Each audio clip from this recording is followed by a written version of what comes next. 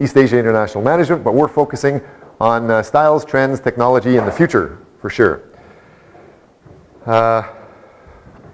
Please make sure you're aware of the future-related topics like joint ventures with China or the implications for Chinese neighbors, implications after ASEAN.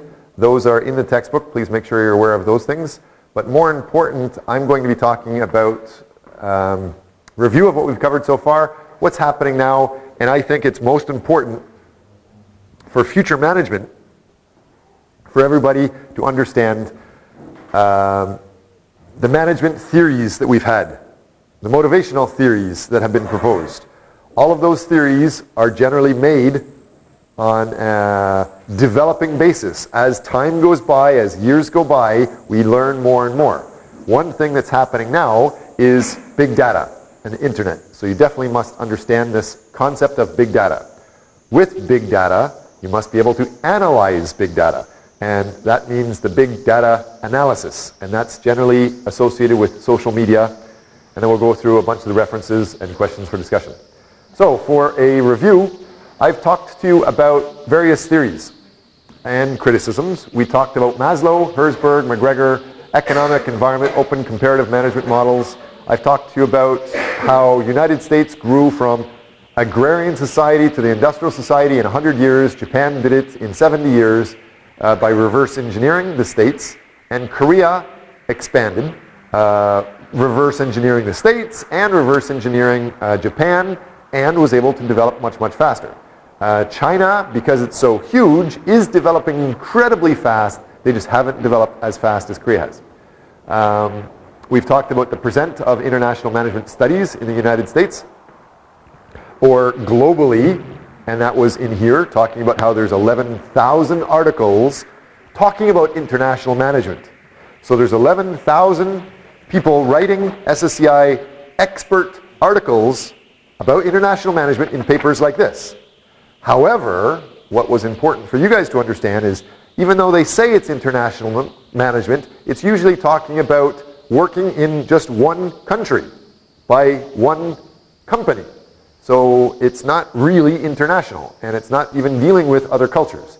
So we had to talk about how that needs to change. In the future, you need to understand cultures will impact how you manage. Where you do work will impact how you manage. For example, in the 2 Million Minutes movie, we talked about how of the time in high school, China studies almost 600,000 minutes, which is similar to Korea. India studies 400,000, and the United States is almost half of, they spend their time studying or in school doing half the time of studies that they do in Korea or China. And even with that, a lot of it is focused on sports. We talked about the importance of parochialism, ethnocentrism, culture. We talked about the culture of Samsung, how it has to be number one, and how they're advertising themselves as number one. They're competing with the biggest market value company, being Apple right now, compared to Hyundai, which is much more frugal. And Hyundai, surprisingly, is always considered kind of low and just a regular car, not the best in the world. And some people studying it were thinking about, how can we help Hyundai grow to be the best in the world without realizing the details? For example, Hyundai is ranked number 8 in the world for car companies. But that's just Hyundai. And it says that Kia is ranked for automotive something like number 13 in the world, which is surprising because like Toyota and the Japanese companies, Toyota and Lexus are combined as one, or GM and Cadillac is combined as one. But Hyundai, being a frugal culture and they're a modest culture, they're not promoting themselves as number one like Samsung is, Hyundai allows people to think Kia is completely separate, which it is not.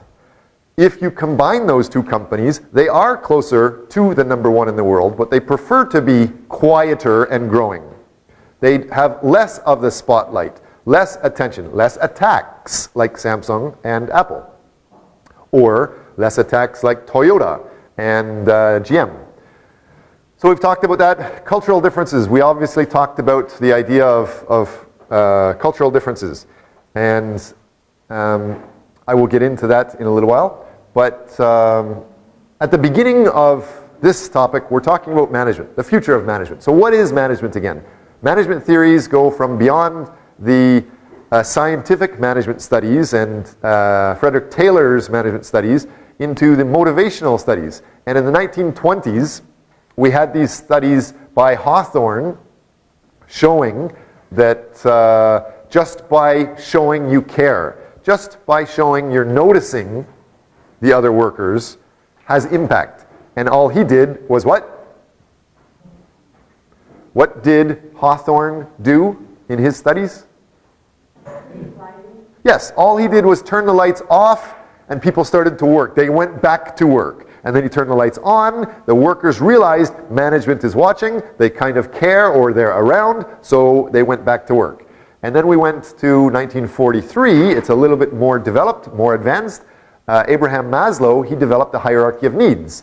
And it's from the physiological needs, not psychological needs. Please make sure that's clear. From the physiological needs need to be met to the all human safety needs need to be met before you worry about all human social needs, and then all humans will want the esteem needs being respect, prestige, recognition, and power, and only after all humans get their needs met for respect, prestige, recognition, and power, then all humans will want to have the self-actualization or maximization of individual potential. And that was so important that many people consider he is an Einstein.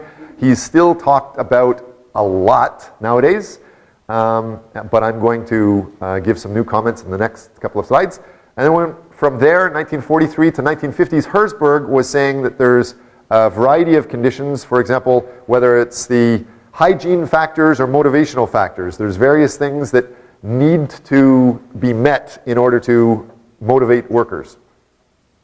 Other motivational management theories go into the McGregor theories and the reinforcement theories to the equity theories.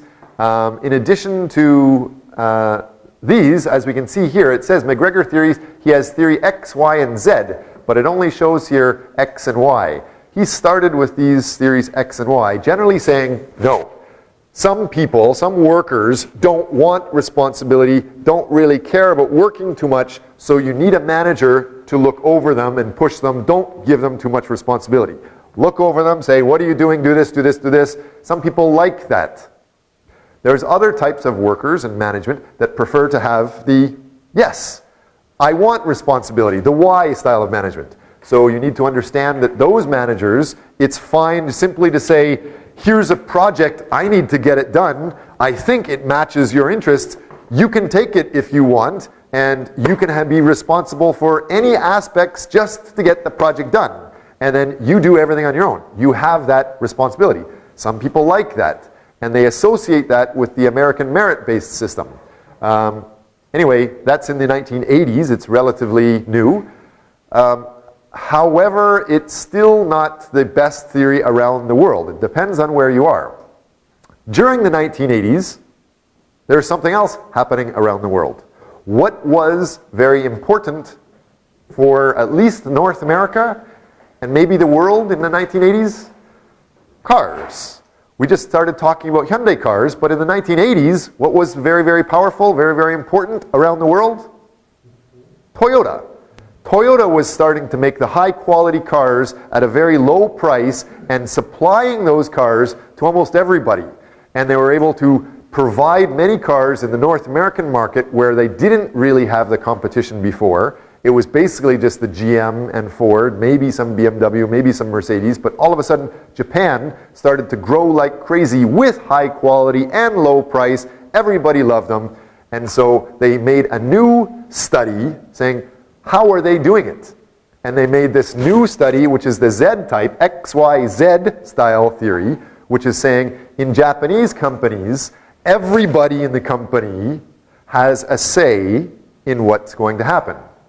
It's a hierarchical, like a pyramid style of business. So people at the bottom have the most people, most minds, most ideas. They can come up with an idea, and if they agree it's a good idea amongst those people, they will propose that idea to their managers, and those managers will discuss it, and if it's a good idea, they will propose it to the top level executives. If it's not, they will send it back down for re-engineering or updating. But if it is accepted by all these levels going up, then the CEO can basically take that idea. Everybody has basically already commented on it and understands it. So everybody in the organization has a say on management. So they're saying that is a new style of management. And it was very good because, it must be very good because Toyota's using it and they grew around the world. There's other styles like the reinforcement theory. The reinforcement theory basically says, kick your butt if you need it. Some people need the negative reinforcement, pushing you, and if you get pushed. Or the nice word is if you like a challenge. Some people like the challenge, so they want the boss to be challenging them, pushing them. Not a negative way, but a positive way challenge. So having you around. Perhaps that's like the Philippine management style, where some of the managers will be over top of the workers, giving them suggestions or pushing them, and that is appreciated. Versus in North America, they don't want somebody over top of them. They want more sort of freedom, and some people are saying that another style is the positive reinforcement. All you need to say is, good job, Joe, good job, Kim, whatever, and then that person is happy and they will go ahead and develop their business. As long as you have a positive reinforcement. Maybe a positive reinforcement could be a bonus. And of course, the equity theory. There's two theories that are similar, equity theory and the expectancy theory. With the equity theory, again, I'm reminding you that equity is related to ownership, stock options, so sharing the percent of work in the company with the percent of profit is the equity theory.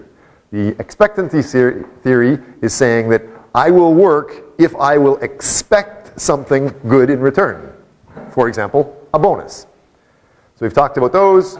These are the summaries of all of those various theories from Hawthorne to Maslow to Herzberg, McGregor, theory Z, expectancy theory, equity theory, reinforcement theory.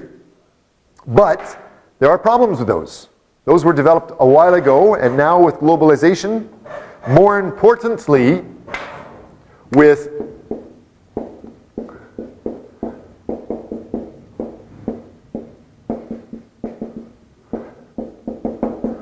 this is changing the world. Now that we have data on everything, and everybody is connected and you can share information, it's definitely changing. So we see that there's problems. Most of those theories are based on North American subjects. And as we see with Hofstede's dimensions, it explains why there's different priorities based on different areas. For example, Korea has very high uncertainty avoidance. It does not mean that Korean people are uncertain. You may be able to spell things better than I can. You may have better grammar than I do. However, I might have higher levels of confidence making suggestions or proposals or making mistakes. But a lot of Korean people, they will avoid that even if they are certain of the answer. So uncertainty avoidance is different than just straight uncertainty. And that varies from country to country, like the other Hofstede's factors. What else? With three motives, again, there's other theories that are talking about how they can be contradicted. Achievements are hardly translatable. Just that word achievement sometimes is not translatable in other languages. Herzberg's theory. Again, there's a matter of motivation which is more heavily related to culture-specific details. For example, the same study, the exact same study that you would do with Herzberg in the United States does not work in New Zealand, even though many people think it's the exact same type of country, exact same type of culture. And in Asia, hygiene factors had a greater frequency of satisfaction and motivation. So there are differences. These theories of Maslow's theories, Herzberg theories, McGregor's theories don't work everywhere. You need to understand each area can be different. Next, expectancy theory. A contradiction with that is, for example, individualism and collectivism. In the past, it's actually a good example now. Usually I have my cell phone as a wallet, but I could take some money out. And I remember when I was starting to teach at Guanxi several years ago, some students, because of the uncertainty avoidance, they didn't propose answers very often. So I used to go out and propose to give cash prizes to people. And if somebody answered, I'd give them 10 bucks. And since somebody else left a wallet here, I can give you lots more today. But surprisingly, that person that answered and got money, what happened? They didn't answer anymore.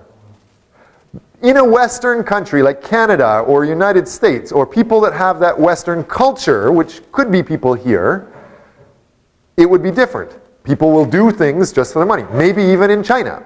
But in Korea, with the uncertainty avoidance and the power distance and the individualism, collectivism, all of those combine. There's many things that combine. Hierarchy. I'm high, I'm the older guy, I'm the professor, you're younger, you're not supposed to be teaching me something, you're not supposed to be telling me things. Collectivism. If you as one individual say something, that's kind of opposite of the collective group mind, and so some people will feel bad that I answered it, but everybody else looks bad. It makes it look like they don't know the answers, I do, so they feel bad for the other people. And so I've actually given prizes, cash, to some students in the past, and then saw them crying. And I was shocked they wouldn't talk again. And it was explained because they make the other feel bad, or they're treated as wangta afterwards, as an outsider, for example. So again, that's related to the expectancy theory, and each culture needs to be managed differently. So I surveyed people. If it's not just money, what is it? And I surveyed, and I tried to test, and remember what is SRC? Very, very important with management. What is SRC? Self-reliance criterion.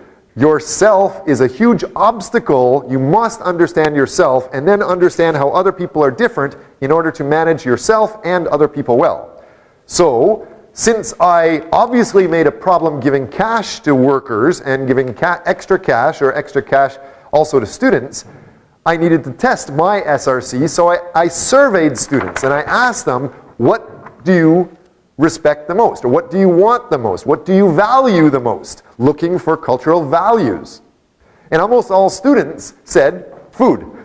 They want food. So I gave gift certificates to the fancy cafeterias and the fancy restaurants around. And I gave certificates to Outback and Vips around these fancy restaurants.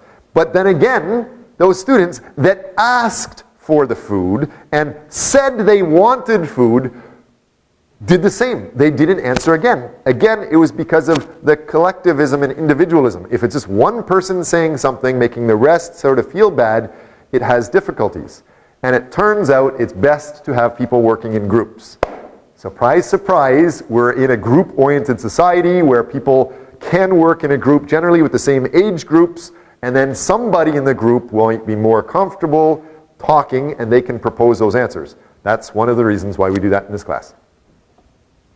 Next, it is interesting to see a lot of those theories, especially the expectancy theories, change depending on the countries, depending on where you are. English-speaking countries may be different than French, different than North European, etc. So what are some other things to think about? As we're going outside of just the motivational theories, we get into if somebody's motivated, or if you know what motivates them, but then they're just still not working well in the company, what can you do? Maybe it's related to the company. Maybe it's the job, the position. So we can talk about the compensation program. What does compensation mean? Reward, yes. Reward for your efforts, such as?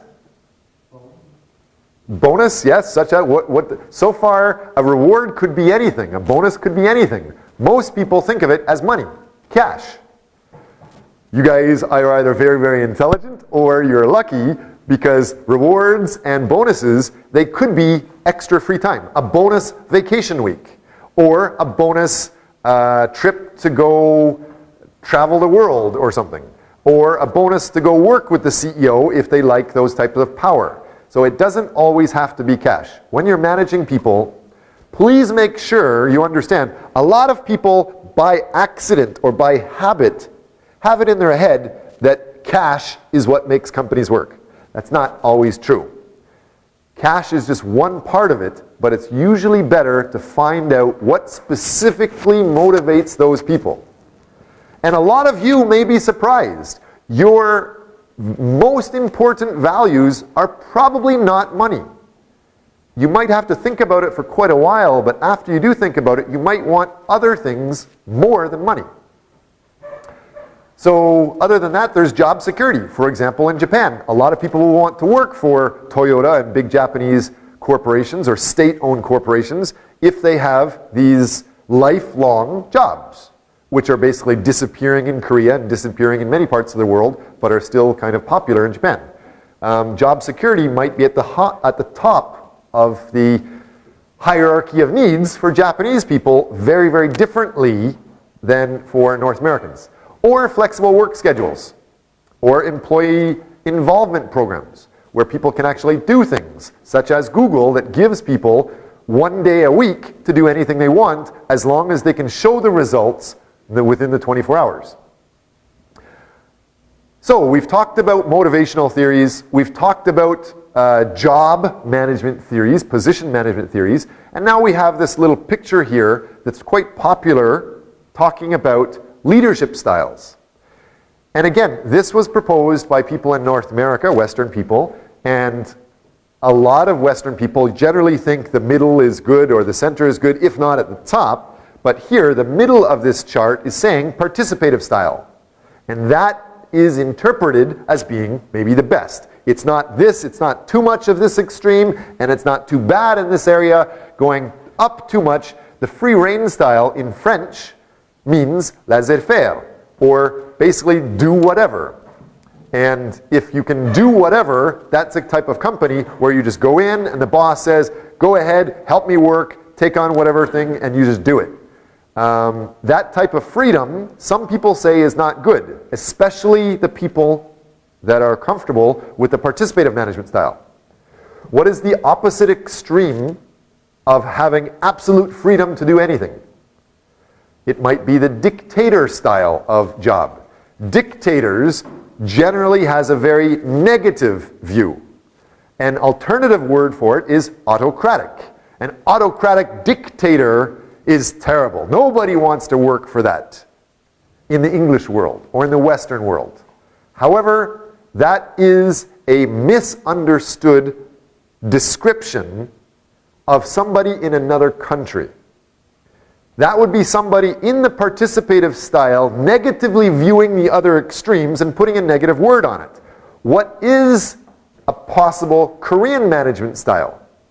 Yonsei is Korea's premier private university, and they are run by a president, just like many other organizations.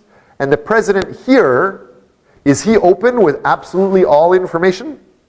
Does he allow you to vote on absolutely everything? No. Would you say he's a dictator? Absolutely not. Most people love him, just like what? Just like a father. It's the paternal style or the fatherly style of management. So it depends where you are. Yes, please make sure you understand that. Where you are depends on what management styles you should be using. So overall, there's a variety of different leadership styles or competencies. They depend on knowing yourself first. You have to know who you are, what you're good at, what you're bad at. Then you must know what the other people are good at, who they are, what is their culture, what are their values. And then, similar to that, that's the regulation, what you're good at, what they're good at. And then what motivates you and what motivates the other people. It can be incredibly different. And you must have the emotional intelligence to manage those, or the cultural intelligence to manage those things. So here's the cultural intelligence. It's the capability of a person to adapt effectively to new cultural contexts. Cognitive, motivational, behavioral aspects, there's a variety of things. As we saw, it depends mostly culture on that circle. Culture is made up of values, which make the attitudes, which makes your behaviors, which goes back to making your culture. It goes around. And then we can review more details. For example, Hofstede. Hofstede obviously talked about power distance, individualism, uncertainty avoidance, career orientation, quality of life, which is an upgraded version of his original masculinity, femininity. Who created the career orientation, mass, and quality of life style? Who created this book? Nancy Adler from McGill University in Canada. So again, surprise, surprise, maybe a little bit more relaxed in Europe, where Hofstede is from. He just said it was the masculine femininity describing the aggressiveness or the relationship focused, which was feminine. But in Canada, that idea of saying just men do this, women do this, might be kind of illegal. So we'll have the Canadian person saying it's career-oriented versus quality of life-oriented. And then we got into the long-term orientation, which some people misunderstand. Other theories of culture relate to Hall, which is talking about high context, low context, Cluckhorn, Trompenaar, Swartz, Globe. There's a variety of different cultural views. So this is also a review of the other aspects we've covered in the book. For example, the Art of War by Sun Tzu. Here's more information about Sun Tzu's Art of War, moral influence, the idea of that. But now that we've caught up with our review, what is happening now? The big things that are happening now are like the change of dinosaurs.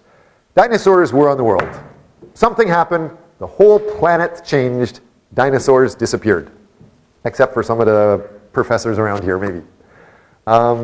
But other than the dinosaurs changing the world, and fire changing the whole planet, how that changes people's lives, and the wheel, how that changes people, we also had the printing press change the way things work.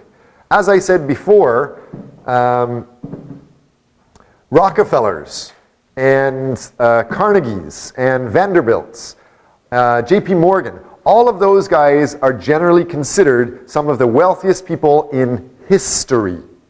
They had far more money than Bill Gates does today. What is similar about those people? Almost all of those people were basically living about the same time, which was many years ago, over 100 years ago, back in like the 1870s. And at that time, oil was just starting. Steel was just starting. And the idea of banking was just really starting. So those people took those things that were starting and were able to make businesses out of it and became hugely successful. Well, today, this decade is another huge timing change or era or paradigm shift just like that. You have the ability to do almost anything. The fact that you guys are born with cell phones, the fact that you guys have cell phones all the time, the fact that you guys, literally, I have a 3 or 4-year-old child that when he was 2, he knew how to change the battery and he knew how to guess my secret code to unlock it and download videos. Illegal videos that you're supposed to pay for, but he's 2 years old, found how to get them without paying. Those type of things you guys take for granted and are changing the world. So how are they changing the world? Web 1 and Web 2.0 are ways that it's changing. What this shows is the idea of the first book, or the first academic book in 1663. That changed a lot of people. But it's nothing compared to the changes we're going through now. These are good changes. Before we get into this, is there any other comments? Do you guys agree? Do you understand that I think the last 10 years, or this 10 years, your life, you have more opportunities, maybe in history, since the dinosaurs, to do almost anything. Just like the Rockefellers. What do you guys think? Am I just a crazy old man? I did too much business, maybe too much going in the planes, flying up and down, the pressure adjusted my brain. Any comments from you? You guys realize, is there anything that could have changed the world more than what's happening in these 10 years in your life? And what's very important is, it's not, like I have a 4-year-old son, and it's not really going to be that important for him, because at 4 years old, he doesn't have the abilities to change the world, to start a big company. But you do. When I was your age, I already had several companies. You guys can definitely start a company, live on your own, manage people anywhere in the world. So it's your age with these changes, big data and social media, that are huge. Is there anything that you could think of that's more important than that? Other than partying and getting naked on a beach with a beer? No? I have to remember we're talking about university students and what are your values. No comments? Let's go on into what trends impact people in Korea. Of course, the internet has been exploding since 1998 in Korea. And Twitter is new and it's growing. Facebook is new and growing. It's sort of replacing the idea of World. But more important than that, we have Kakao Talk. And in some ways, more important than Kakao Talk is the Naver. And Naver is very different than Google because of the cultural differences. And these are exploding. Well, what about in other areas of East Asia? In China, it's basically the same. 1998, the internet started to explode. It was growing exponentially. And we have this Baidu, or we have this Weibo, and we have this Renren, or QQ, which is very, very different than in other areas of the world. Facebook, YouTube, Twitter are not popular in China. These are. So you must understand, if you're managing, where are the most people? China. Where is the most growth in general? Probably in China. So what is unique to them? You must know if you really want to be that next new Rockefeller, if you want to manage international business. So what do you need to understand? Any comments about this? Anybody want to comment on it? Yes? Yesterday, I had dinner with those Chinese exchange students, and I had opportunity to exchange our contact numbers and Facebook and stuff, but then they told me nobody uses PC these days in China. It's like old thing. They're probably referring to just Renren.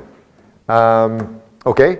There's definitely a lot of what we heard is that speaking with modern people, Chinese people, they're definitely still not using Facebook, and they're using more modern styles of things.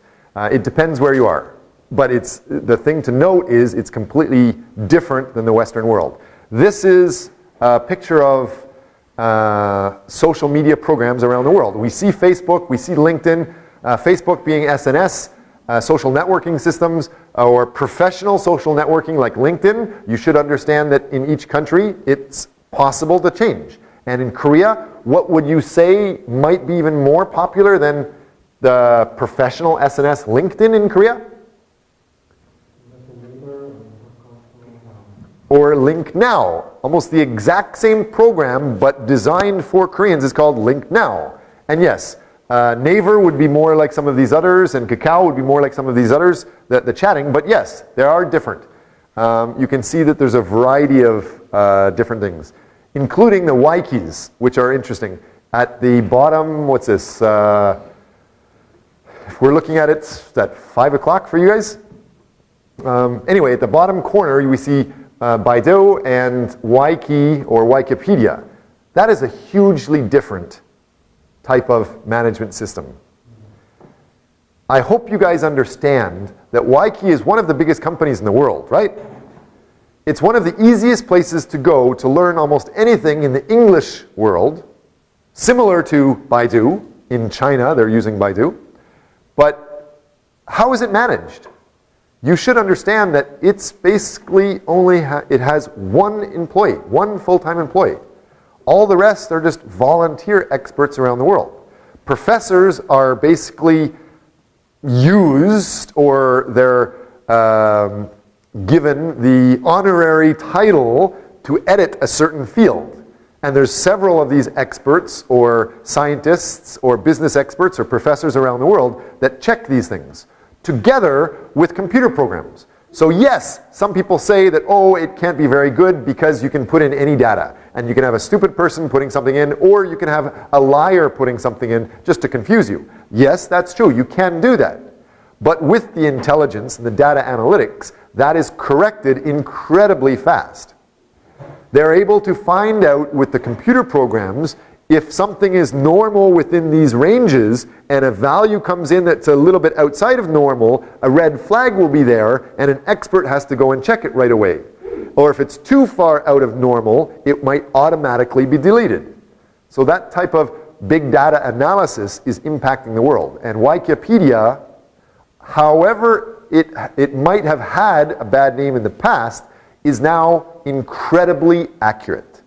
Crowdsourcing, getting answers from many people, has proven to be better than asking one of the world's experts.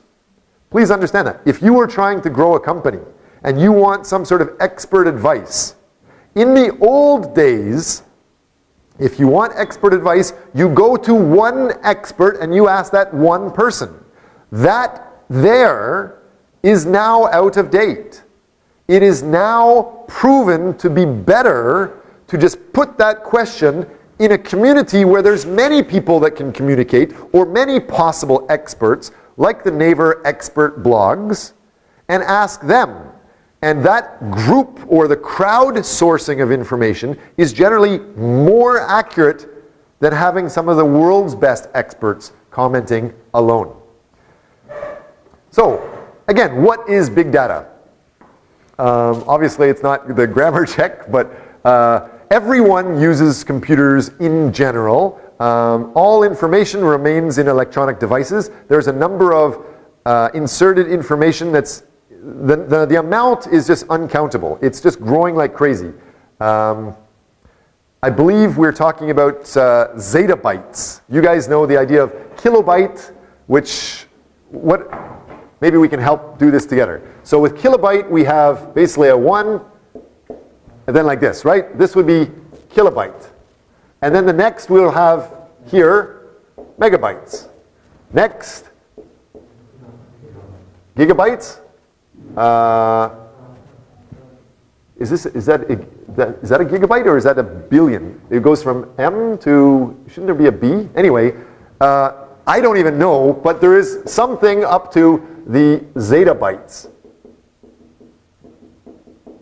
Anybody know how much that is? Interesting question for you guys to check out. What about the whole idea of, I believe, do you know what this is? This refers to an amount of information. So that the name Google comes from this word, which is just talking about a huge amount of information.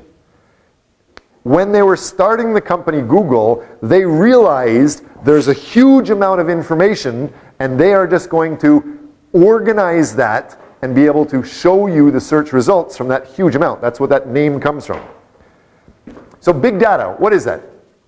It's the unexpected growth and convergence of social, device, equipment, and corporate data. There's an incredible amount of noise being created. Without a strategy, companies will get lost in this noise. Big data is instant access to data with instant insight or understanding or analysis capabilities, analytics. Companies can be agile, which means flexible, fast, act on these emerging trends, engage with their customer base, and also expose potential risks and rewards, new areas. 3 main functions of big data. Number 1, big data can give you a significant insights in customer behavior to spot the trends, predict the demand, etc. Do you guys realize that even several years ago, I think a year and a half, 2 years ago, I met one of the vice presidents of Google. And he could tell me when we met, the first time we ever met. I never knew him before. He didn't know me, but he told me, you should be careful because in about a week from now, there's going to be a lot of people getting sick in Seoul. I was like, what is this guy talking about? He's going to tell me when I'm going to get sick next week? What is that? Is he going to give me a virus? Is he a terrorist? And he's like, no, no, no, no. It's just following this big data around the world. He sees people on the computers are typing in medicine in Tokyo, or people on the computers are typing in doctor or flu or vaccine in these different cities. And it's moving around the world, and he can see it's coming towards Seoul. More importantly than that, it's not just people entering information with your fingers. The idea when you go and buy cough medicine, you buy it at a machine that takes your digital information from your credit card and the digital information from the company saying it's the flu medicine, and it puts it together. So all of that company information, the electronic machine information, goes together with what the people are putting in them on their keyboards, and that combines to be big data. There's even more than that. So he can tell you, you are going to get sick, or you're going to want to use these type of clothes in 2 months from now. He tells where the trends and the occurrences are going to be. Obviously, you need to know that stuff for your business. You can offer better value with this stuff for your customers. Some people complain because of the Privacy Act. Well, whether you like it or not, whether there's voting for you want the privacy or not, the trend is here, and it seems to be unstoppable. So understand it, accept it, learn it. Next, of course, there's so much information. You can analyze the data to decide your strategy and goals for your customer acquisition and or retention, etc. Here's an interesting picture. It's actually talking about big data. It's just too large, complex, and dynamic for any convenient or conventional data tools to capture. The right use of big data allows analysts or regular people to spot trends and give special ideas or insights or answers that help create value or innovation much faster than the older styles. And here it says there's 3 V's. Anybody understand these 3 V's?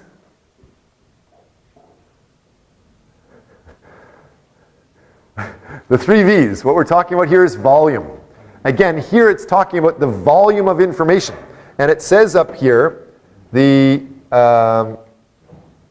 got to use this. As you can see over here, it's talking about the world in petabytes.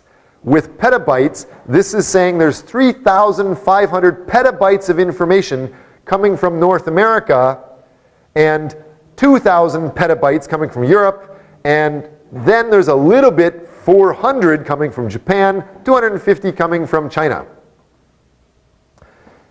What they're trying to show is the amount of information is growing like crazy. You guys have already started to study international management. I hope you guys can have comments and criticize this picture.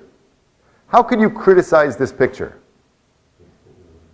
Might be too old, maybe. Who do you think made it?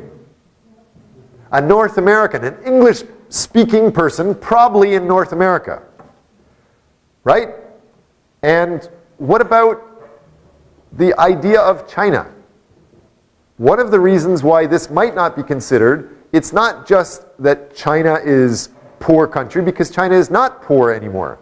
China is almost the world's most powerful, almost the wealthiest country or area in the world. It could be a large part just because of that SRC. People in Korea publish most information and write most of your information in your local language. Well, Japan is no different. They write most of their information and their data in their language, and Chinese people do the same. So please make sure you understand that. So volume is growing like crazy. Please make sure that you're aware of that.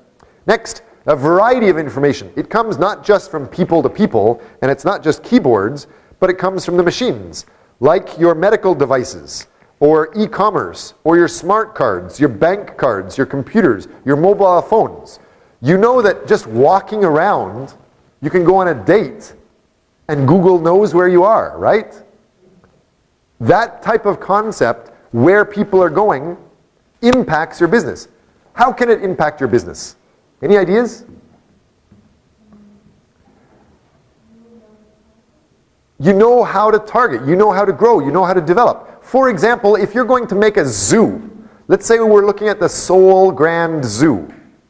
If you're designing that, if you're a business person, before you invest in setting up a new restaurant in the zoo, which could be shaped, that's the zoo, but there's the trails everywhere, where, the monkey zoo's over here, the bears are here. Where do you want to put your restaurant? You can check with your analytics and find where, just following the mobile phones, most people are walking here. 90% of all customers are walking this way. So that means you want your restaurant only around here. You don't want to be up here. You don't want to be here. Not even right at the front where you would think you want to be at the front. Because almost everybody just goes here. That can be tracked just by looking at where your cell phone went. And a lot of that information is not very hard to find. So not only what kind of business you're going to make, but where you make your business can be answered smartly or wisely by this big data. The future management relates directly to understanding the technology and the information around you. So, variety, again, the 3 V's, volume, variety. With variety, there's people to people, people to machine, machine to machine, like sensors, GPS devices I just talked about, barcode scanners, surveillance cameras. For example, some people might be surprised to know that Seoul has almost more cameras, downtown Seoul, than almost any other city in the world. However, because you know that, you might also understand that's one of the reasons why Seoul is one of the safest cities in the world. Because if anything gets lost or anything gets damaged or there's a problem, the government can see exactly what's happening at any time because of those camera systems. And that's all recorded digitally. Next, with the 3 V's, is the velocity. It says here, again, it might be biased, it might be North American information only, but this says 2.9 million emails sent every second. 20 hours of YouTube. Obviously, you'd have to stay up all day just to do what? Just to stay up all day just to look at the videos that are uploaded this minute, right now. So it's growing so fast, it's kind of amazing. And of course, 50 million tweets per day, and that doesn't even include what's going on in China, where there's far more people. There's more people on the internet with the mobiles than in all of Canada and the United States combined. So who does it impact? Of course it impacts the retail people because they seem to be the younger crowds in some ways. And they seem to be more hip. Like you guys, you have this opportunity like the Rockefellers.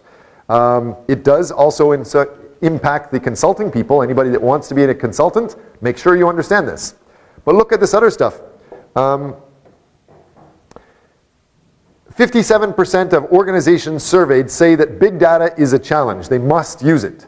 72% consider driving operational efficiencies to be the biggest benefit of big data. So big data gives them operational efficiencies. It helps them. 73% know that. 50% also say that big data helps in better meeting consumer demand and facilitating growth. Another thing that they're talking about here is that one of the biggest challenges for this is that they need people, most companies need people that understand this.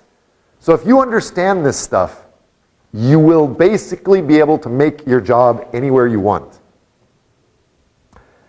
And it says here the 40% projected growth in global demand versus a bunch of the other information here. Let's go through this quickly. I don't want to spend too much time on it because every second, as we just saw, it's getting outdated. How fast is it growing? How long does it take to get 50 million users? Twitter took almost 1,100 days to get 50 million users. Facebook, basically what we're talking about is everyone in this country.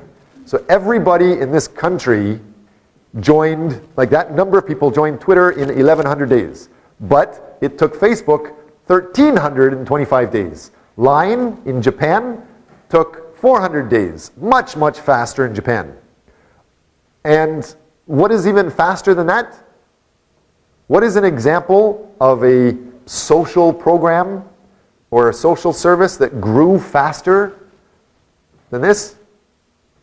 Do you think you can get 50 million people faster than 1 year?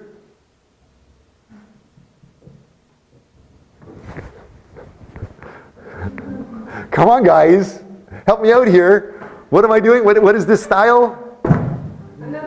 Gangnam style, right. How long did it take Gangnam style to get 50 million users?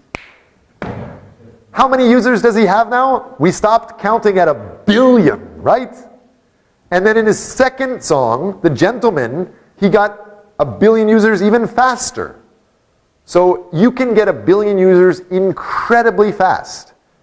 And you don't have to be a rock star. How many people know the mayor of Seoul? Anybody even know his name? So you don't care very much about mayors. Okay, fine, we're business students. However, you do admit that rock stars might be more popular than mayors. But Canada has almost no people. And Canadian people move a lot slower than Korean people or some Chinese people or Singaporean people where everything's really fast, fast, fast. Go, go, go. Bally, bally, bally. Canadian mayor in Vancouver, he's kind of an older guy. He got on to the Chinese networking site and within 24 hours had 50,000 followers. Not just views, but people following him for every time he'd say anything. So if old mayors can do that, you guys can too. It's growing incredibly fast. This is talking about the idea of how fast it's growing. I can skip some of this stuff. The main thing, for example, it shows, obviously, the public, regular people are using this messaging service more than businesses. It makes sense. There's so many people in the world, but only so many companies in the world. And it's growing incredibly fast. The most popular, it shows here some information up here, but again, I hope as a manager, you guys are balancing this information and thinking clearly. For example, Tencent is this penguin guy, or Ren. Where are they from? Yeah, China. And this is saying from many years ago, by this 2010 digitalblogasia.com, it's talking about how China with QQ, they had 100 million users at the same time. Not just through a day, but just at the same time there's 100 million people using it. So it's going everywhere, including the information. It's not just the universities where people are getting the best information anymore. You can now get the best information online.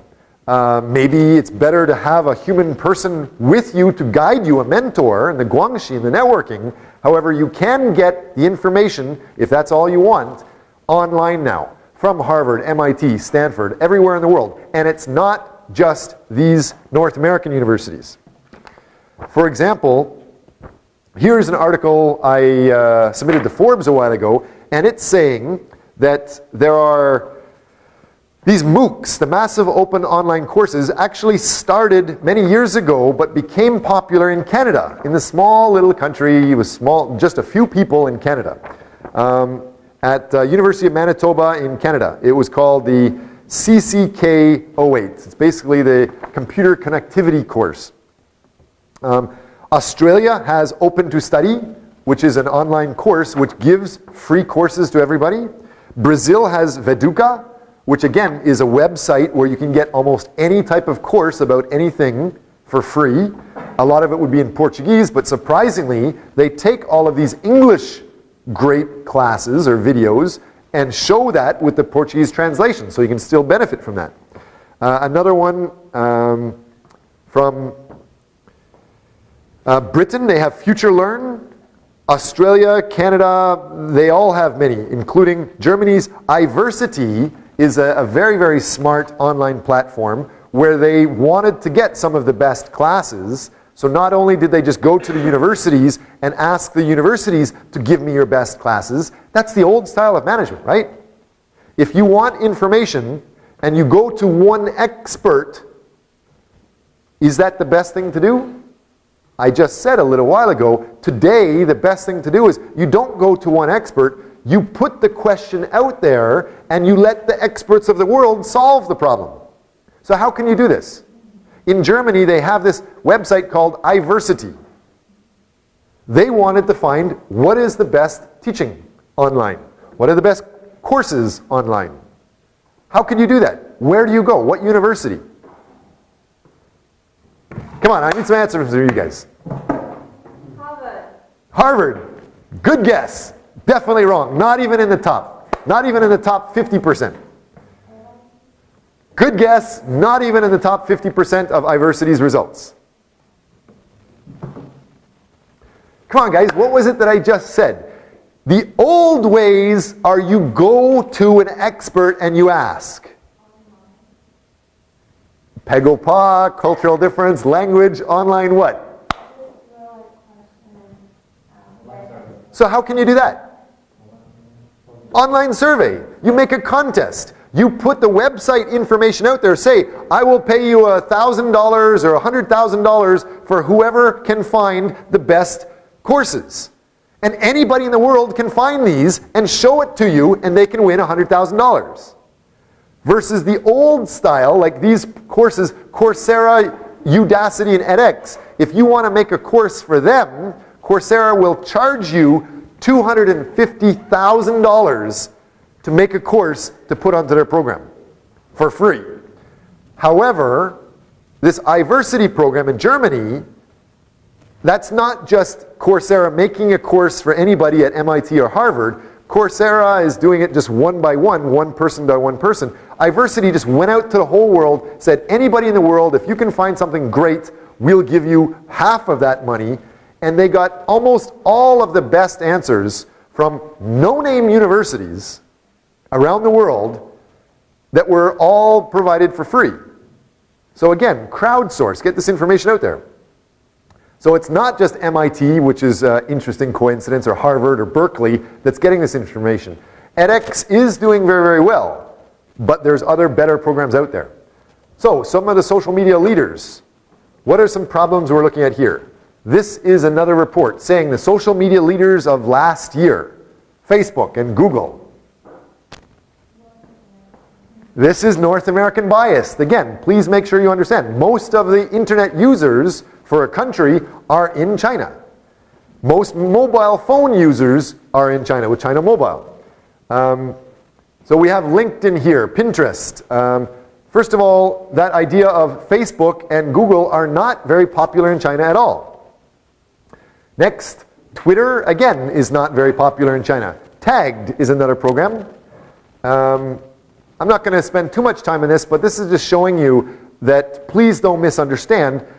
The growth in traditional advertising spending is decreasing. It's not going down. The growth is going down, but it's still growing. It's just growing slower. It used to be going really fast, and now it's getting slower. So it's still growing, but at a much slower pace. What is happening, it's shown here. Above zero, the only thing that's generally above zero is internet. Internet business is growing. Outdoor business, decreasing. TV, decreasing. Magazines, newspapers, radio, it's all basically negative. So let's look at the big player in the English world. Google. You should know that Google, as we see here, 2010, their revenue was $29 billion. Their profit was $8.5 billion.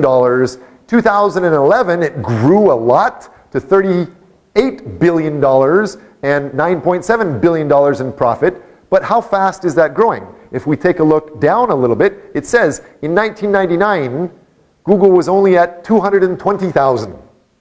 And now it changed from 1999 to 2011 from 200,000 to 38 billion. It grew 173,000 times. So if you guys really want to be successful, that's what I'm talking about. You guys have the chance to do incredible things. Don't think small. You could do almost anything. And Google does many things. They have YouTube. Google has invested in that online universities, the courses, edX. They also have the Motorola phone. They have the operating platform for other programs like the Android system. They have Google Scholar, Translate, Insights. Even Apple, that a lot of people say is the best, but that's biased in the North American view, and it's biased just by people putting money into stocks regardless of company operating styles. Revenue in China for Apple was up over threefold year over year to almost $8 billion, representing the biggest quarter or the biggest few months in Apple in China for the whole company's history. And that's just 4 stores. 4 stores in China and 1 in Hong Kong. And that's not even with the iPad with these results. So it's growing incredibly fast. Yes, so far we're getting back to this. And when we're talking about globally, the world's biggest companies that manage the data are SAP having 22% of the market, Oracle having 15%, Microsoft Dynamics having 10%, and then there's a whole other group of people that have the rest. Those huge companies, if I explain, are kind of like the Microsoft Excel program on steroids. They're Microsoft Excel giants. So Microsoft Excel, anybody can use, and almost everybody does use. And in an Excel program like this, you can get information from a different table and it automatically comes here. And if you have information over here, as soon as you change information in your file, I can connect my file to your file so this automatically gets upgraded. That's Excel. And Excel also has the adding and subtracting and the multiplications, and it combines different files, so it's pretty complicated. It is a data analytics program. But that's very, very simple. When you get into the idea of adding the value from the suppliers, or when the suppliers are available, and when that product is in the truck moving, when it's going to arrive at my door, and then how long it's going to spend inside my building getting upgraded, that's really complicated information. That complicated information and a lot more information is what SAP and Oracle does. They focus on that. And they can do it almost anywhere in the world. And yes, as you said, Rachel, the SAP and Oracle, they can put in systems where you just push a button and it changes from English language to Chinese language. That's fine. However, it still needs hugely customization, huge levels of customization to be effective. For example, in North America, where Oracle is produced, or in Germany, where SAP is produced, they have very different tax laws. And these people are very focused on taxes. That's the most important thing. So that system is going to be made for those countries' tax details.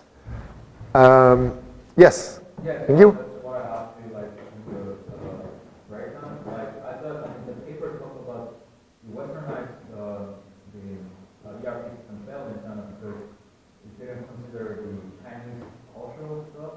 So that's why I mean, the way that I understood culture was like those stuff, but you just stated during the break that they failed because it was complicated. That's different. There, again, the idea, okay, so what I just heard from you is you've done research and you found that these SAP and Oracle companies, they are working in China, and there are several other Chinese companies doing the same thing in China that are growing even faster than Oracle. Yes.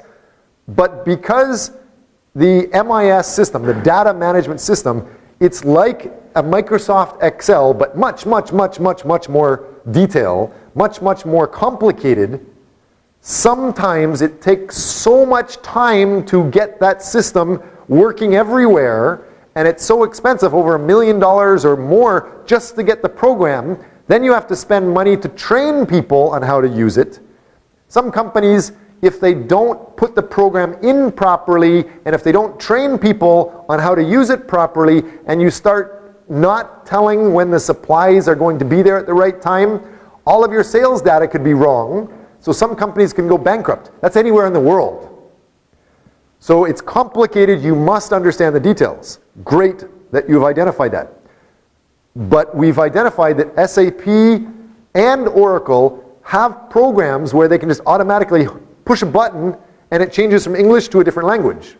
But that's only one aspect of it.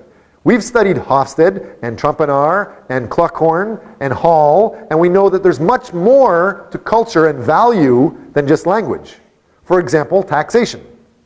In China, the tax policies are, it's not just a language translation problem. It's the whole idea of, do you have to pay the tax depending on this municipal government, or do you have connections with the national government, and are you a priority sector where the government gives special treatment and has less tax? All of those things will change your taxes, and it has nothing to do with the language and the translation. So you can have problems with it anywhere. So you must understand, it's best if you work for SAP. It's best if you understand how to manage all this data. But can you do it? Because it might cost over $1 million just to get the program, and then a lot more to get trained on how to use it. And don't forget, you have to train everybody in the company, not just the executives. The guys working at the truck, where the truck comes into the front door, they must be able to put into the system, the truck has arrived. And the first box has a crack in it. The second box and the 5,000 boxes after that, they're fine. They must all be able to use it, so it's complicated. So how can you do it? That's when we get into this again. Jump back a little bit, and we come to good old Google. Google is able to take that big data and use their computer programming to analyze and give you insights. So it's called Google Insights, or there's programs called Google Analytics. And with Google Insights, you can compare search volume patterns across regions or countries, categories, time frames, properties, many different things. For example, you can just click on the categories and find out how the hybrid in car companies in the United States is different, and all of the different features of it. Or what are the new details related to the top celebrities in New York just in the last 30 days? Who is the most popular celebrity in this city? Just in the last week, you can find that information. Or related to seasonality. For example, how many apples were sold in 2006 compared to 2007? Or geographic information. How many tickets are different United States metro areas versus, or how many soccer games were played in Brazil compared to played in Italy compared to played in Germany. All of that stuff you can identify here with Google Insights. And that program is free. And Google also works with AdSense and pay-per-click. So if you understand how Google works with AdSense, you can put your company into Google and then secretly tap Google on the shoulder and say, I'll pay you an extra 50 cents if you tell the world about us every time they're looking for this word. That's considered the AdSense or pay-per-click. And so you can get at the top. And in general, advertising is free. You just need to identify your keywords as meta tags. And the data, the big data, can't look for everything all at the same time. They start by looking, for example, at the title, or at the abstract of a paper, or at the summary of a paper, or what is even smarter than that, for example, in the English language, we have so many thes, T-H-E, or I's, just the letter I did this, I did that, I want to know this. You have to delete all of those words. So with Google Analytics, Facebook Analytics, YouTube Analytics, Weibo Analytics, you just type in the main keyword and it can find information. For example, viewers. And that's identified here. And with Facebook Analytics, it tells you these details. It can tell you the page likes that you have. and how much that's been growing, or the total pages that have been liked over time, or the originality of these likes. The whole idea of the posts. When you put a post up into Facebook, when you make a comment into our class Facebook, it can tell you with the Facebook Analytics or Facebook Insights how many people looked at that post. Or, for example, if there's many people in the class, I can go in here and see, yes, Susan, she put a post, but nobody looked at it. So it's not a very good post. But Mary put a post in, and 100 people looked at it, and 100 people introduced it to other people. And those other people watched it 100 times each. All of those details will be identified to you what is valuable, what is good, and what is not. So each person will want to copy those practices and avoid those other practices. And that's based off, that can obviously be used for not just marketing, but management. One of the big things with this, not just the Google Analytics and Facebook Analytics and YouTube Analytics, is for all of this social media to be effective. It's just like big data. It has to be going through everything. You must be able to understand all of the aspects to get the best results. So understand how it impacts the customer.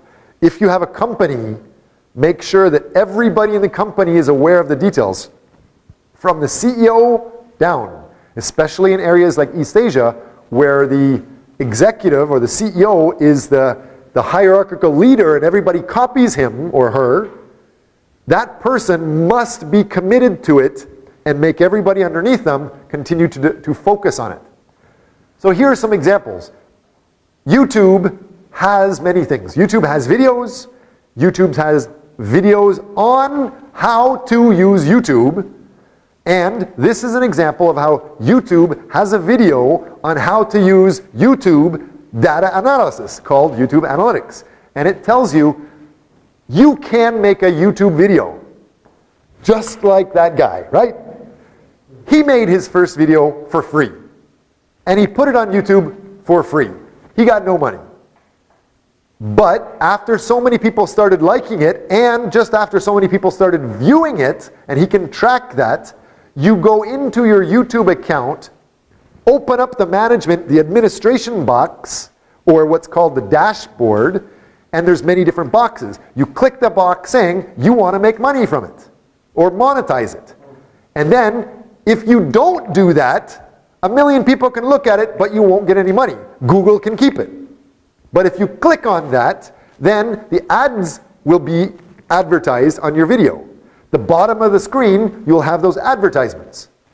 So Sai, he only made the song. But every time you look at the Sai video, there's an ad for a coffee machine, or a car, or underwear, or something. Every time that company puts the ad on his video, he gets paid. Only because he clicked in the YouTube Analytics, he wanted the money. He wanted to monetize it. You guys can do the same thing. And it's even more valuable than that. It tells you what kind of video you should make. It tells you from all the information in the world what videos are most popular and what keywords are most popular. So you should make a video about that topic with those keywords about what you're interested in. And when you're titling it, use those keywords, because if those keywords are in the title and the keywords are in the meta tags or the keyword section, and if the keywords are in the references and your stories and your description section, you will go higher on that listing when anybody in the world starts searching for those details. That's how you get to the top. So that's how it will talk about how you can earn money from the ads, or how you can earn money from the pay-per-click, or how you can earn money from the banner ads. Provides information, estimate earnings, total views of the channel, the most effective format that's driving the revenue, for example, what topics to talk about. The biggest data analysis companies are called SAP or Oracle. And in China, there's others like King D we identified as very, very big. But those are very expensive programs you have to pay for. Google Analytics is free. Facebook Analytics is free. YouTube Analytics is free. So there's no excuse for you not to be able to manage yourselves well.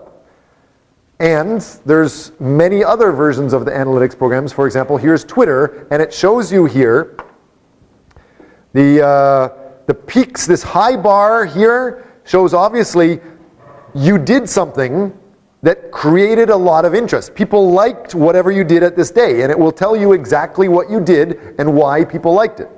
And then over here, or you did something that was very boring or not very interesting, or for some reason nobody was looking at you here. And it just so happens that they can tell you that, oh, that was a holiday and you just didn't work. So all of those details are available, and you can back up your last tweets, or you back up your information. I can go into YouTube and see what you watched several days ago. Even though you went onto the computer and then you stopped using the computer, I can still go in and see what you watched several days ago. Be careful what you're looking for. That's also important to know. One of the comments that we have here is that when you're using the programs, there's Naver, which is the Smart Reporter, the Naver Analytics. It's different than Google. It was generally designed, for example, Facebook was designed for university students. University students are, who knows, designed to party and get drunk and go crazy. But you have to remember that this is not just going to your friends anymore. This is now open to the world, to your grandparents, or also to your future employers and your teachers. I can see what you're saying. So you might want to think twice about what you're saying, especially if you're going to be saying anything negative or making any sort of negative images of yourself, like getting drunk at parties or complaining about work or something like that. These other people will be able to see that, and it could impact your customers or your business, whether you want to get a job or want to make a sale, just having that stuff there. All of that can be analyzed. With Naver, we see that there is a variety of information. It can graph the users that are visiting and show when they're visiting and why they're visiting. It can rate the valuable visitors.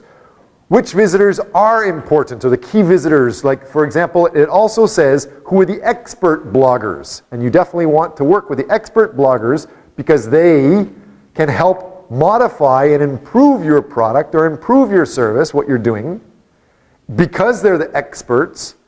And not only can they help you develop a better product, but because they're the expert, many people in the community go to them and find out what should they use. So if they like you and work with you, lots of people will follow and start following you.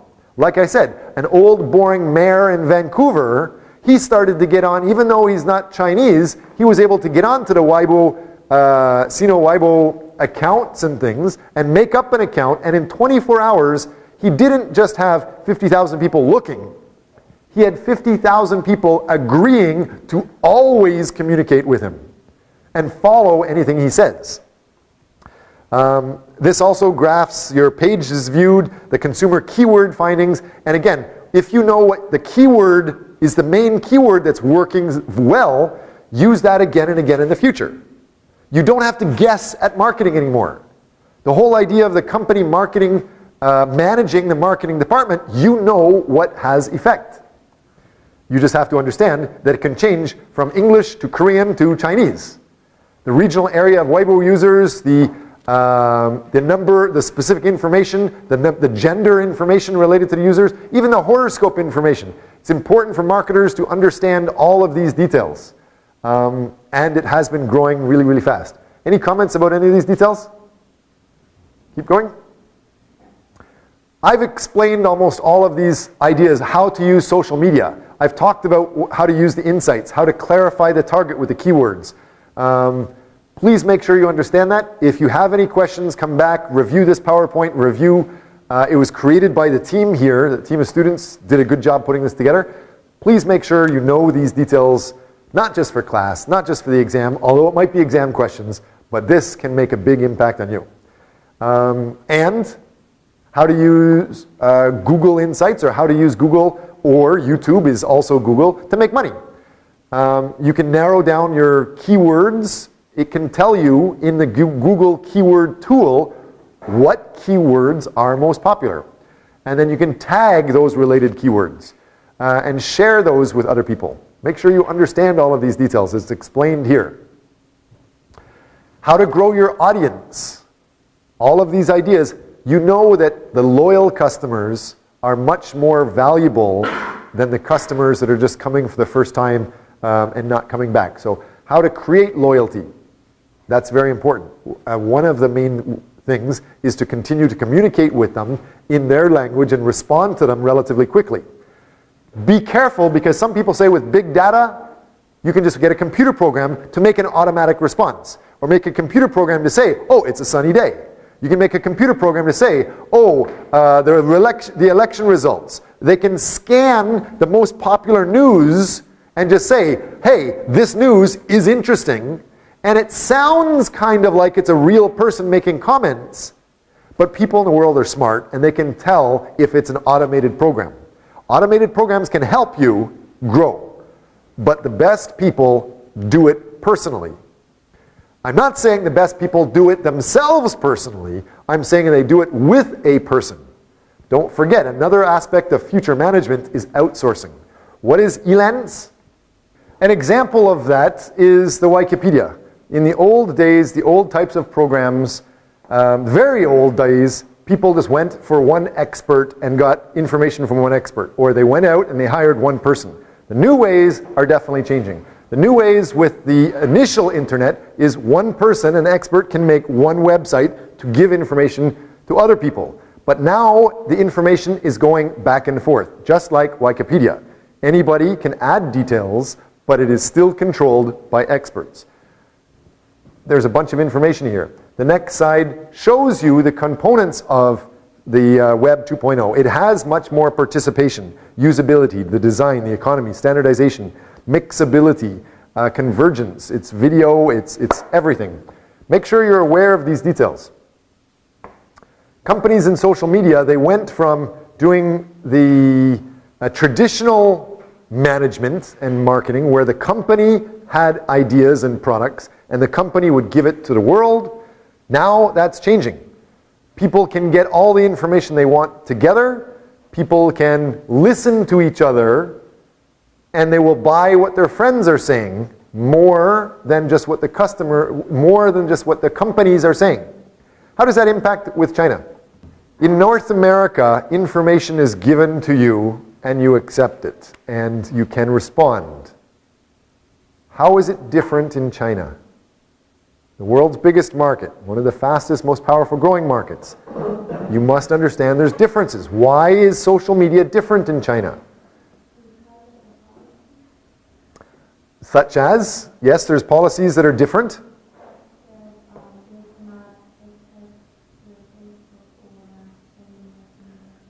Yes, you must understand that they don't have the Facebook and the Twitter. What else would you have to understand? Why is any social media that is in China more important than any social media in the United States?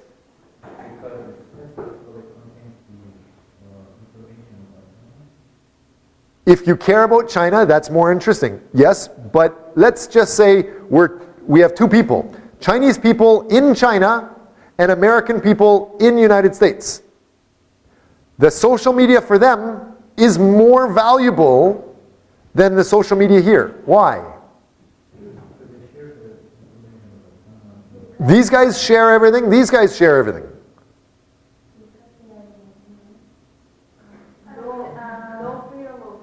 No freedom of speech.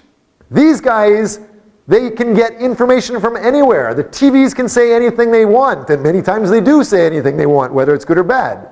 Newspapers, the internet says anything. But in China, the government has censorship, and the government does not let TVs talk about certain things, and the government does not let you talk about government problems or big natural disasters, things like that.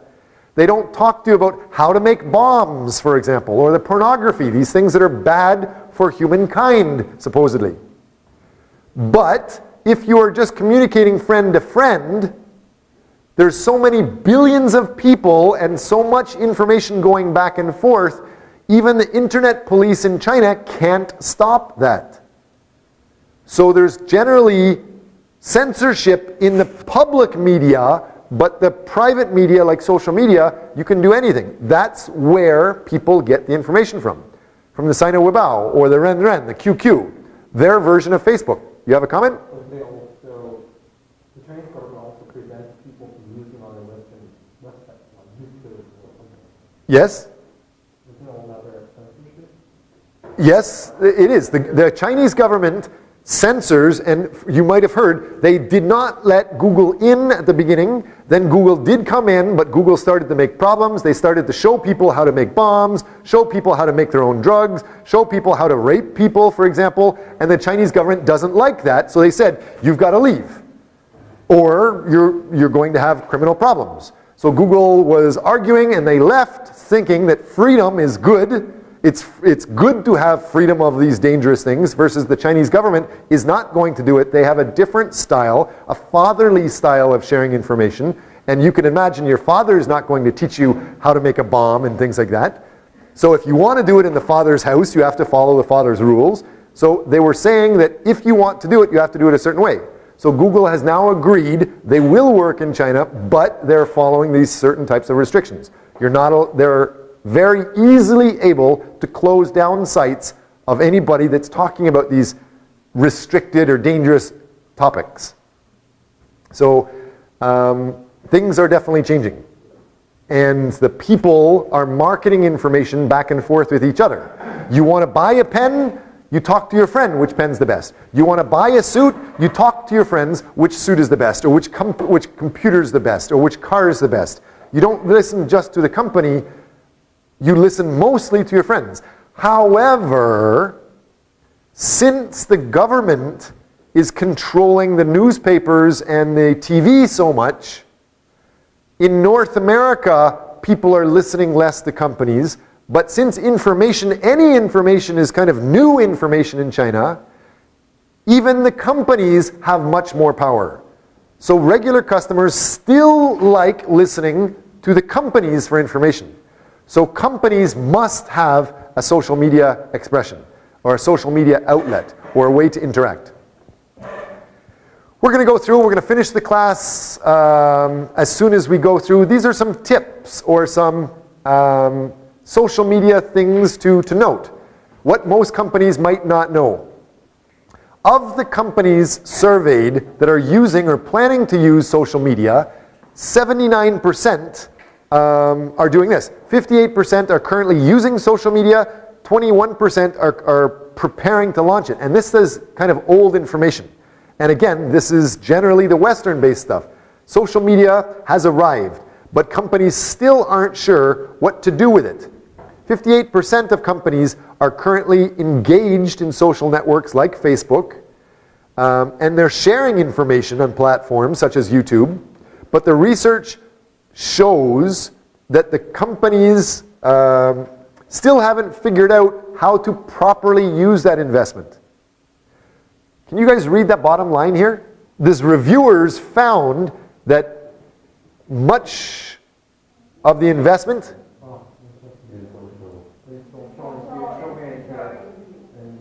Yes?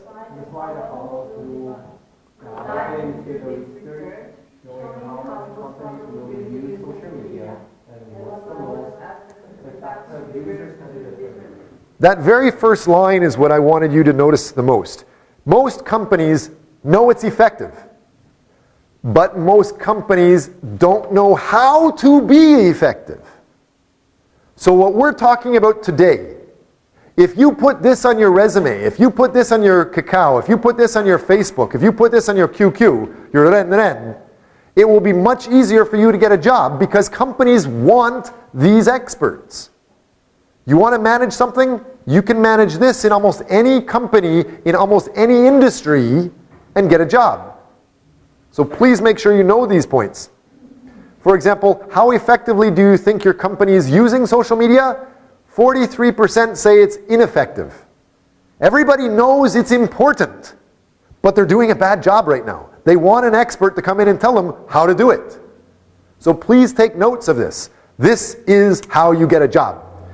I don't want to hear any of you hearing anything other than, oh, my biggest headache is I have too many companies that want to interview me. So if companies have been researched and surveyed, what extent do they say with these things? They say the effective users at the top. Social media is important. Most people are saying that. The use of social media by our organization is a main tactic. That's what a lot of the effective people are saying. Social media is integral. It's the main part of our business, of our goal. That type of character makes you successful. And if you say social media has been designated as a high priority, all of the companies that say those things are the most effective. Make sure you understand that. The companies that are not growing as well, the companies that are not very effective, those are the companies that say it's difficult to see value. It's the companies that say social media tools are not related to us. Obviously that's wrong, because social media can relate to anything. And the companies that say that social media for business purposes is just a popular fad, those companies are not going to be very successful. Which of the following are the three most important challenges that your organization currently faces with regard to social media? So of all people surveyed, most people say understanding the potential of social media to make a difference in your business is the most important thing to understand. Learning how to use it. Linking social media activities to an impact on your company or your return on investment is another hugely important thing. So you guys know this, it will definitely impact you. What does the very bottom line here say on this page?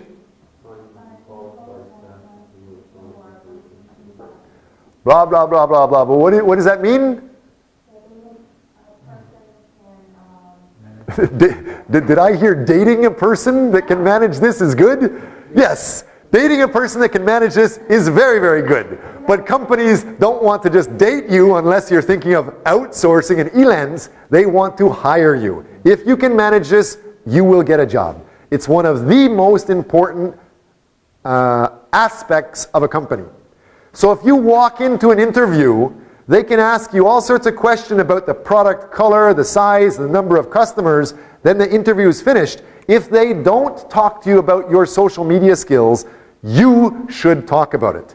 Show that you know this, and it's almost 100% you've got the job. Most people don't know how to do this.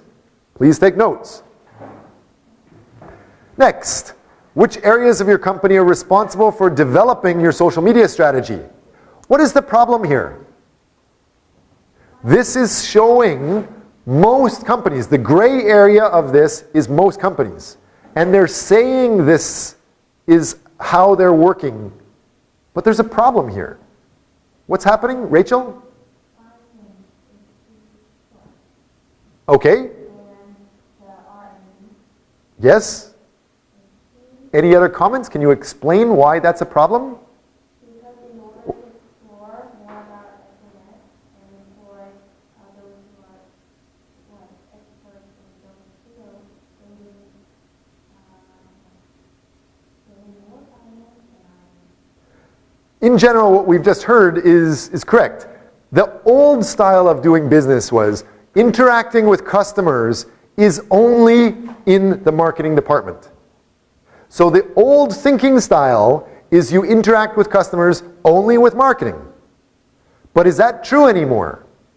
Nowadays, social media is everywhere, impacting everybody. So even programs like finance departments, they are the ones that are dealing with the customers' payments and things. So finance should be controlling that financial aspects of the social media.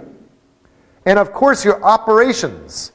Your customer wants to know when they're going to get your product or service. Why is it being delayed? I had a friend just this morning that he was telling me that he ordered a product in North America. He ordered a computer.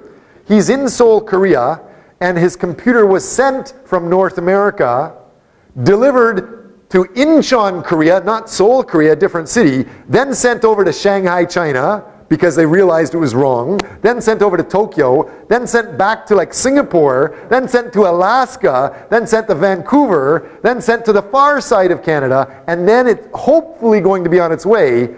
But this idea of if operations are not tracking the big data, what's going on, customers will not continue with that type of service. So the simple note where a friend is saying this online is going to scare a lot of customers away from that business. That's why I didn't tell you the name of the product. And of course, R&D. How do you research and develop customers? What's the best way to do it? In the old days, you would look for the top engineer. In the old days, you look for the top scientist. In the old days, you look just for the Einstein.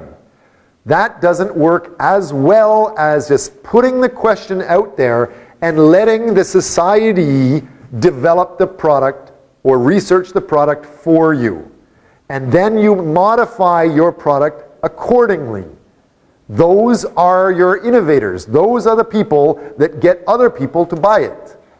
Make sure you listen to them. It should be almost equal. Each department should be equal. It should be equally throughout the whole organization and promoted by the CEOs, the top executives. So here, what are the main benefits of using social media that brought to your company? Of course, the biggest benefit that most people are saying is it's increased awareness of our organization, the products and the services of our customers. It's also increasing the traffic to our website. All of this is showing how it's so incredibly important. And it's not just in Facebook, it's in all of the social media around the world. The hard part is to find out which ones to use the most. But you can go into the analytics and find out how many customers there are and what type of customers there are. And so you must find, for example, Facebook is very good, but LinkedIn might have more professional contacts.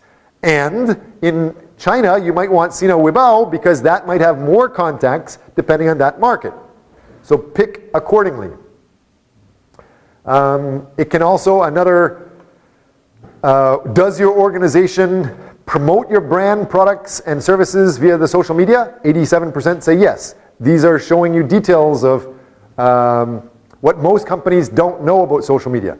Next, we're going to talk about how to make some good social media. This is talking about how to make a good Facebook post. Facebook is growing very, very fast in many countries. Not all, not in China, but if you're going to use it, it's the same basic answers. In general, you must be positive. Number one, because if you're negative in Korea, it's illegal. You can go to jail for 7 years if you start saying bad things. The whole idea of the Pepsi Coke taste test, this one tastes better than the other one, that's illegal. Saying the other one doesn't taste good. Be positive. Don't forget, your future employers or your future customers are looking at this information. But be honest. Provide a link for information. You can't get all of the details into just a few words, so provide a website link where they can get more information. For example, down here, if you want more information, you should be looking at this HubSpot 12 revealing marketing stats about Facebook for business. Next, make sure that you're mobile friendly. More and more people are just using mobile communications. Next, be available, respond, reply, engage with the users. And of course, pictures are worth 1,000 words. Use the pictures. Same thing for Twitter. Make sure that there's some sort of call to action. Have the proper punctuation with the hashtags, etc. Make sure that you have the shortened URLs. You don't need to have the very long URLs. There's very easy ways to take a long URL and make it very short. You guys should know how to do that. Anybody know how to do that yet? Anybody know how to use a website name that's very, very long and change it so that it's very short? Something you should check. Same thing with Pinterest. This is a popular program in the Western world. Make sure that you understand these details.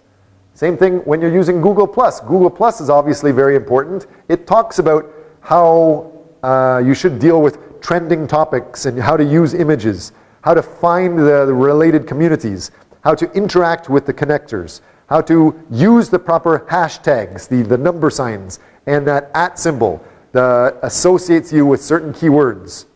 Make sure you know those details. Instagram, the same type of thing. Vine, the same type of thing. Make sure you understand Vine is different than Line in Japan. This might be more interesting. What is the best time to use this stuff? Let's say you can't sleep at 2 o'clock in the morning. Should you be promoting your company then? Why not? Maybe. Sorry? People can't see it. The people that are awake at 2 o'clock in the morning, there's just a few people that are awake at 2 o'clock in the morning. Well, maybe not around universities, but usually the customers at 2 o'clock in the morning are kind of rare. But everybody can post things, so if you put something up there, it's going to be lost in that junk of the 2 o'clock in the morning crowd. If you want your regular customers to know about you, post during the time the regular customers are noticing it. For example, generally 1 p.m. to 4 p.m. Just before the company goes to break, they're not going to be doing that. They're going to be finishing up the work for the day. Right at the beginning of the day, they're going to be focusing on the meetings and things. Twitter, same thing. Pinterest, these are the times. LinkedIn, 7 a.m. to 9 p.m. Why would you do that? Because 7 and 9 a.m. they go to That's when the business executives, the most powerful business people, are generally most active. Right. Right. Right. And perhaps LinkedIn at 10 p.m. to 6 a.m., that's when you're drunk and you don't want to be contacting people as you're drunk. Right. Make sure you're aware of what's best to promote yourself and what's worst. Next, what are some interesting facts about Facebook? I'm just going to go through this quickly. These are just interesting facts, the chit-chat. Facebook matters for business owners. 42% of marketers say it's critical. Of the people that have been studying, since 2009 to 2012, it has been growing 75% in importance. Here, it's not just Facebook that matters. 62% of marketers say social media is more important than just 6 months ago. It's growing in importance incredibly fast. Marketers' investment in social media. It has 100% higher close or sale than in the past. In the past, you have a guy walking up to you saying, do you want to buy this? And a lot of people would just avoid them. Nowadays, people are only going to go to the site if they're interested, especially if you have the big data, if you're targeting the people that are related. So there's a much, much easier chance to find somebody interested and they will be a good customer. And almost all of that is free. Next, it definitely makes sense to invest in Facebook. For business to consumers, 77% of the companies acquire customers from B2C. And for B2B, even though they're much, much bigger, like lottery jackpot prizes, 43% of even big businesses use the Facebook. Which business is getting the most benefit? It's talking here about retail, because that's a lot of the most people, the youngest people are dealing with that. Education, people aren't too focused on this. They learn something when they're young. When they're getting older, it might get it kind of stale. Tech, software, healthcare, manufacturing. In general, the youngest market is most active. Marketers struggling. Generally, one of the big problems is getting increased exposure. And this is answered how? How do you get more exposure? What is an easy way to grow your business and find more customers? The answer is, I have to go back about 6 different pages here, and it tells you, find what are the popular topics, and find what are the most popular keywords. Make sure your company is using that. It should not be very hard. What about the opportunities? The return on investment for Facebook. It says 80% of United States social network users prefer to use Facebook to connect with brands. Make sure you understand those. Even things like the timeline has been helping. Interactive content is leading the way. Make sure that you understand you should interact with the business. Brands have seen a 65% increase in user engagement of interactive content with the new timeline, especially with interactivity. Is it all perfect? It's not all perfect. It shows here that of every 9 people that look at your link, only 1 might do something and share it with somebody else. Is that good information or bad? Does that mean you're wasting your time? Absolutely not, because the old style of business, you still have to use your time to try to contact one person. But now, all you need to do is, when you're going to be contacting one, start with contacting somebody on social media, and they will be able, that social media will be able to go out to millions or billions of people, and you'll be able to have exponential increase in productivity. If you are going to do it, don't just computerize it. That's an easy way to start, but if you're very serious, make it personal. Get somebody to reply to your customers. You might need to hire somebody in a certain area or a certain country to help you manage this. Anybody know where is the most active call center place in the world? Or where is the most active place to find people to write down your comments on Facebook? India. Good guess, several years old. India is the answer, yes. India is old. The right answer is Philippines. Makati or Manila, Philippines is now the call center capital of the world. More people are hiring people from the Philippines because supposedly their culture is famous for being friendly, with good English, and cheerful. Those characteristics and the fact that Philippine regular wage is cheaper than the price in India. Anybody have any idea how much is the average pay in some countries? Some places want to get $10 an hour. Some places want to get $50 an hour for pay. In the Philippines, most people are generally looking for $2 an hour, or $3 an hour is considered good. So those costs are making the Philippines very, very attractive, especially for outsourcing. And it may become apparent in these. These are some of the world's supposedly most popular business websites. In our business class, what are the business websites to reference? Yahoo Finance is very, very good. It shows that they have 50 million estimated unique monthly visitors, and it shows the ranking. CNN Money says that they have 49 million estimated monthly users. Then you have the Wall Street Journal, Google Finance, MSN Money, several others I'll show you, but I would guess that although Yahoo Finance is pretty good, it almost seems like Google is unstoppable, just like China. Google is growing for sure. Next, quality of social media. Make sure you understand these ideas of the social presence versus the media richness. We're almost finished. There's a couple other things I wanted to show you. This is information about some of the world's biggest information management companies. Management of information systems. The world leader is right in the middle, SAP. It shows they're famous for strong product development functionality. They have ease in supporting make-to-order processing. I think that's really interesting. That means if you want to make a website selling something, you can make a website, get customers to tell you how much they want, then you can get a program like this to tell you how you can make that individual product just for your orders. It also has clear visibility for your goods in transit, where your goods are going, like FedEx, where exactly it is, the quality control, good compliance with the tax regulations, etc. Cash management is very well developed here. Oracle is generally the next best, and they're saying they have strong finance and accounting information. They have good pricing modules, Wellbit IT. Microsoft Dynamics is newer but growing quite quickly.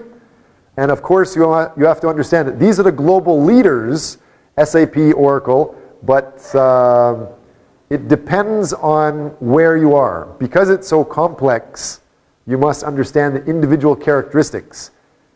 For example, last week that we talked about the new topic, we were saying that China's biggest companies are what?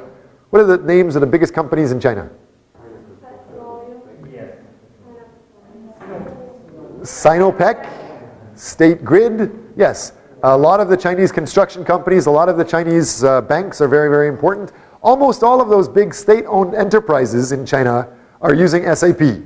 Why? Because they're the biggest, they have the most money, they want the best to develop. They go to the world's best to do it, and they can pay easily millions of dollars to do it.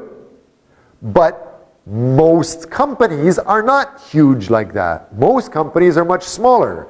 That's why a lot of the smaller companies are using the Chinese ERP companies, like Kingdee. Make sure you're aware of that. SAP is the global leader, and they're capturing most of the state-owned enterprises. Kingdee, for example, ranked number 3, has 13% of the market, and that's usually for the smaller or medium-sized companies.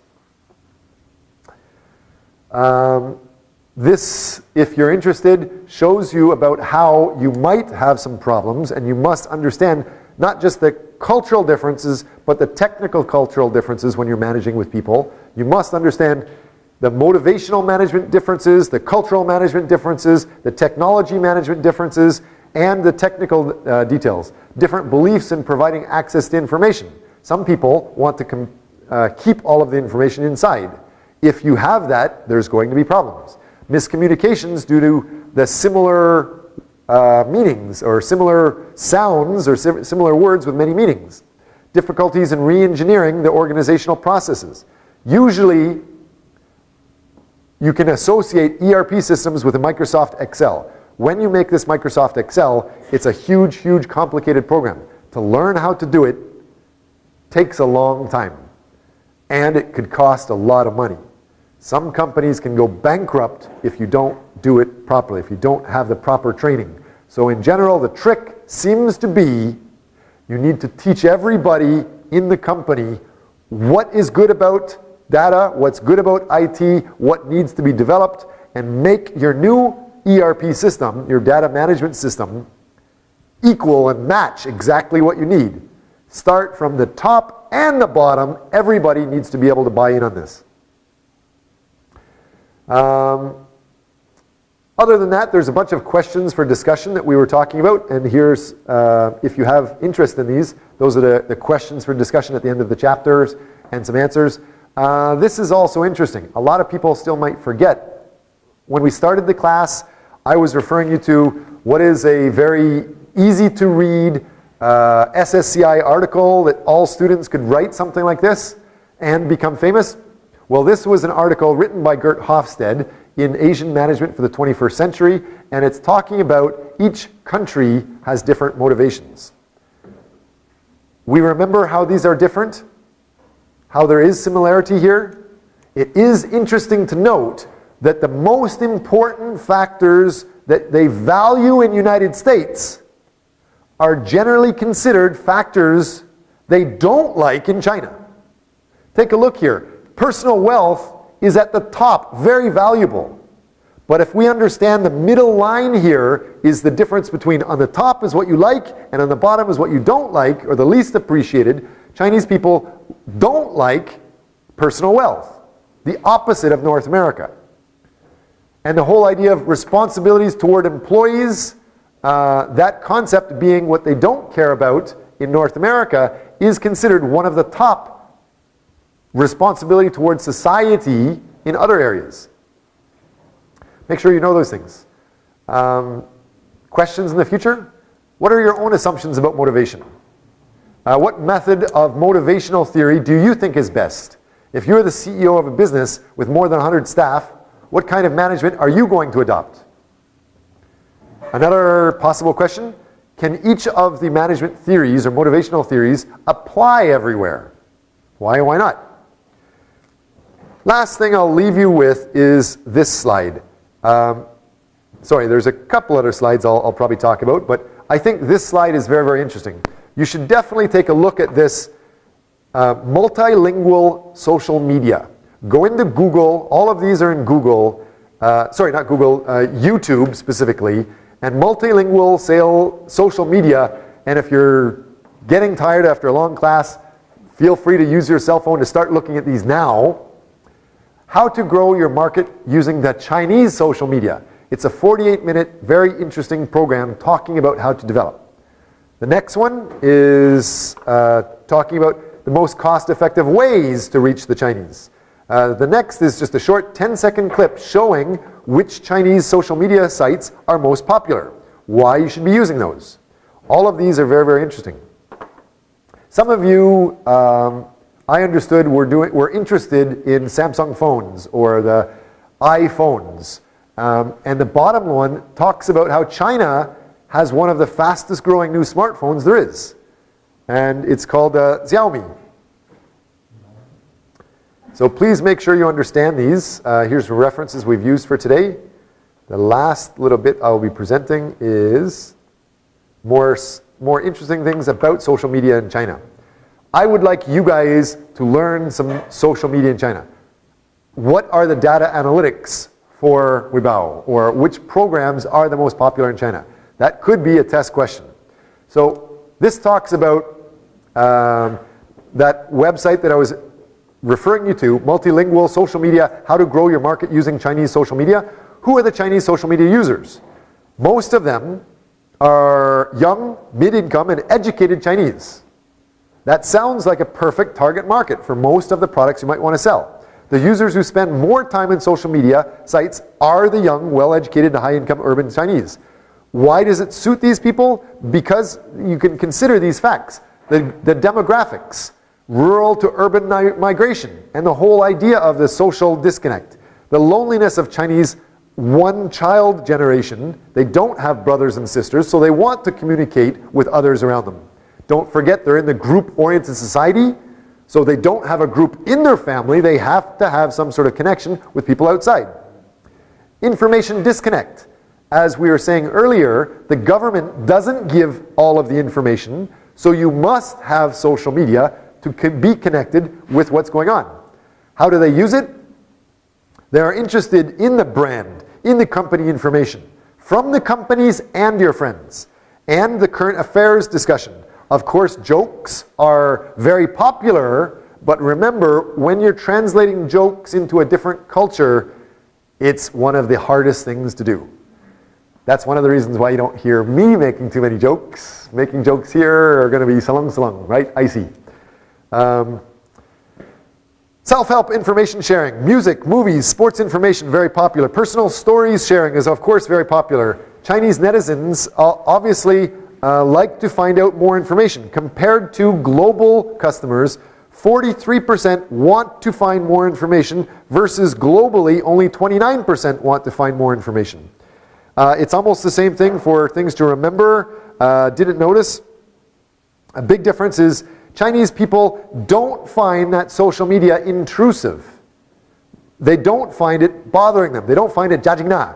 Versus in North America, they will find 22% find it bothering.